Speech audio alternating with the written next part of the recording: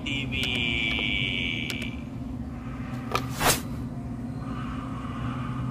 Makinig kayo sa akin.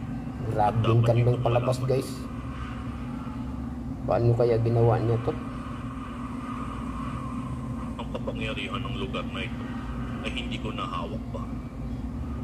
Basta itong naglalako matapos ng gamitin ng sobra. Nagamit ito ni Beyond Negro.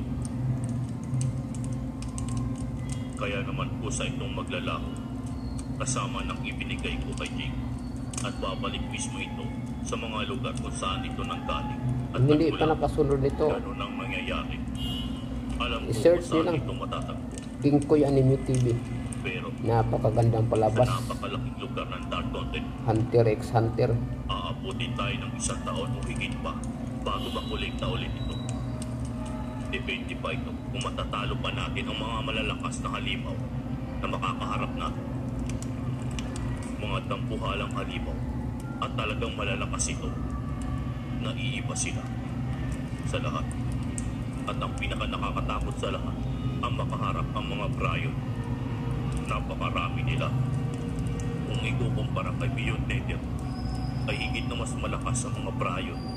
At magsama-sama tayo para labanan natin sila. Sa pinahabot kayang Alaska, kumpletuhin ang Huwag niyong skip ang ads, guys. pesos sa SRP lang. Bili na! Mahihirapan pa rin tayo dahil sa napakarami nilang bilang. At tanong ko lang, ano bang mangyayari ngayon wala na sa'yo ang kapangyarihan ng Dark Continent? May masama ba itong epekto dahil wala na sa'yo ang kapangyarihan? Tama ka, dahil ito mismo ang gustong mangyari ng mga halimaw dito. Nais nilang makuha kung mawala sa akin ang kapangyarihan na bumabalanse sa lugar na ito. Ang kapangyarihan ng Dark Continent. Tulog Kung siguro. mangyari man na mapasa kanilang Siguro, no? kapangyarihan, Tulog lang, hindi tulog. lang ang lugar na ito ang pamumunuan at sasakupin nila. Ngayon malinaw na sa akin ang bagay. Umabot na sa punto na hindi na sila kontento sa lugar na ito. Binabalak na rin nilang sakupin ang lugar ng mga tao. Tama ba ako, Don Briggs? Kiskuluwa. Tulog lang. Walang ibang nag-isip ng napakasamang plano nito, kundi ang hari ng mga Brion. Nakakatakot siya.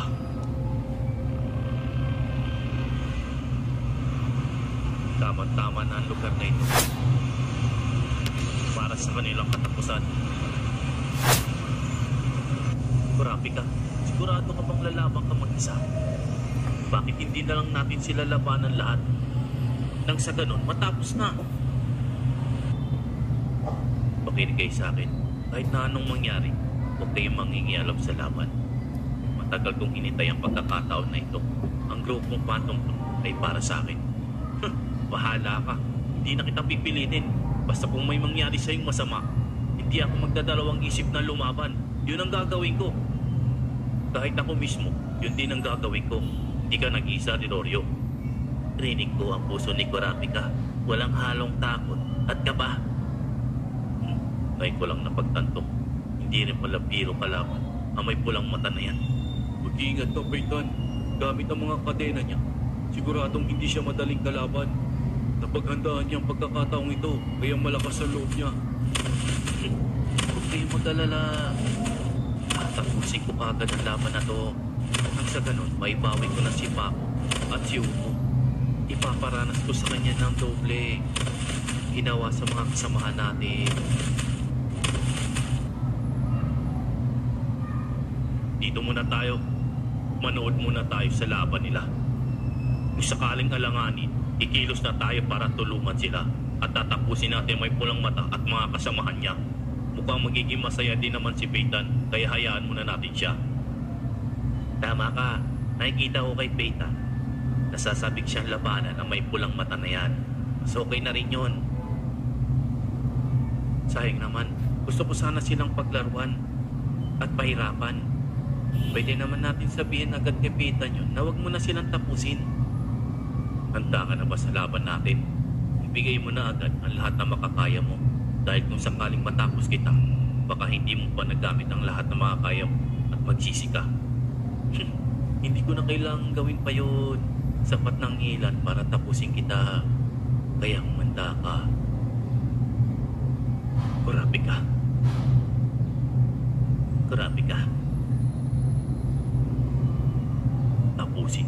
mayabang na yan. Sa pagkakataong ito, mababawasan na naman kayong mga phantom troop. May pag-iingati ko ng paunti-unti. Ang angkan ko. Hindi mangyayari yun. Dahil ipaparanas ko rin sa'yo kung anong naranasan ng mga angkan mo. Hindi ako magpapakita ng awa sa'yo. Tignan natin ngayon kung hanggang saan ang kakayahan mo. Sige lang. Lumapit ka.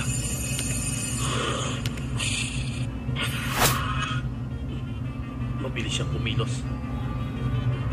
Huli ka na agad ngayon.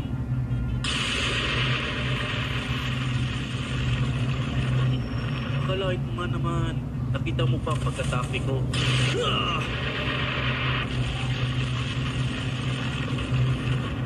Mabilis ka rin palang kumilos. Hindi na masama.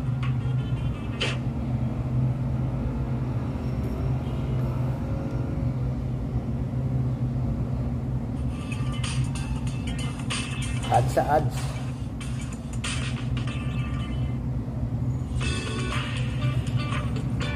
Daming ads ha. Ang pangatlo na to.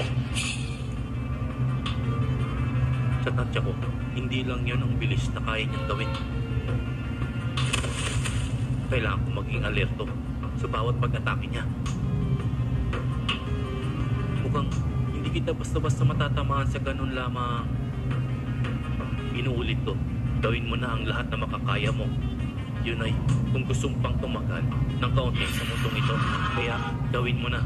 Sa susunod na gagawin ni Peyton, siguradong hindi na siya makakasabay sa kilos nito. Tama ng pagyayabang mo. Tignan natin ngayon kung makakasabay ka. Uumpisa nang mainis sa kanya si Peyton. Lagot ka na ngayon, may pulang mata.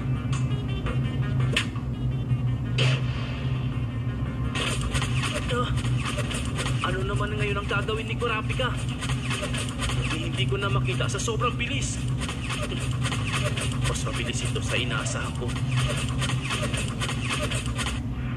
Sa bilis ko ngayon, mukhang nahihirapan na siyang makita ako. Ano nang gagawin mo, bata?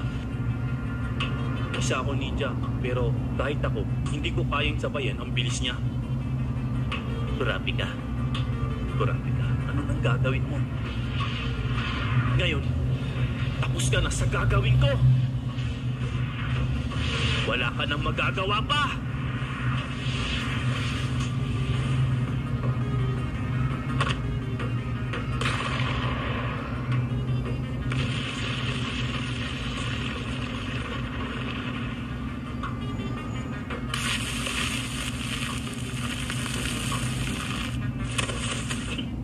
Ni hindi mo kayang sumabay sa bilis ko.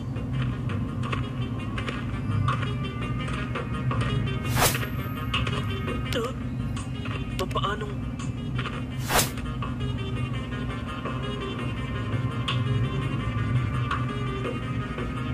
Yun na ba yan? O meron ka pang kayang gawin? Dahil kung wala na, oras na siguro para tapusin kita. Anong sabi mo?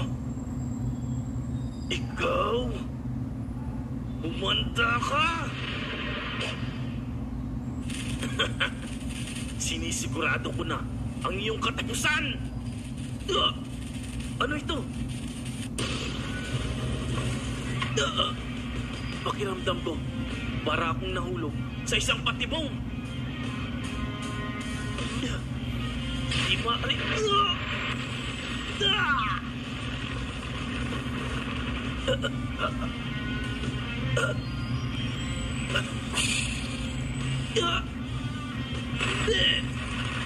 Kulang pa ang ginagawa kong ito kumpara sa ginawa niyong pagtapos sa mga angkat ko.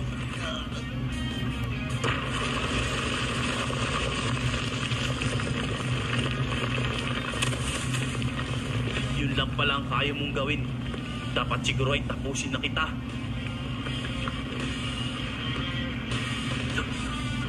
Ako, tatapusin mo ng ganun lang. Gagawin kitang abo. Mayabang. Siguro oras na para pumilos tayo. Mukhang nadali niya na agad si Peyton. Maghanda kayo dahil susurpresahin natin sila. Sandali lang. Mukhang hindi pa tapos si Peyton.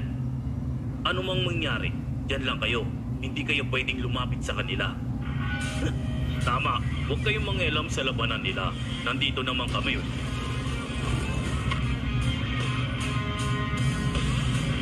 Sabay natin panoorin ang laban nila. Pero kung naiinip na kayo, nandito kami para kalabanin nyo.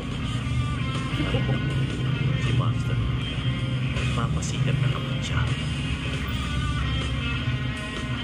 Sila pala ang grupong maraming baso. Ang grupo ng Phantom Troop.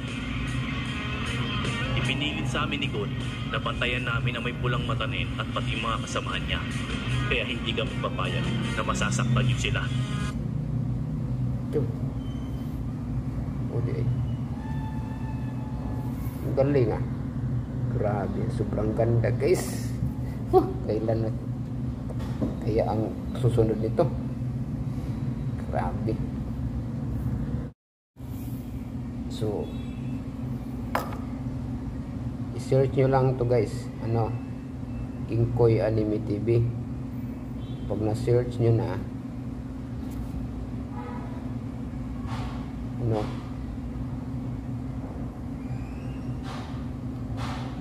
Halimbawa, ito, King Koy Anime TV. Then, pindutin nyo na yung itong video. Yung mga previous, lahat makikita nyo.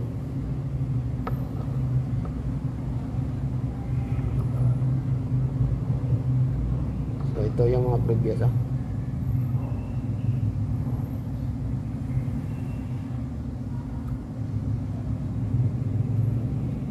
Grabe guys, ang ganda niya guys.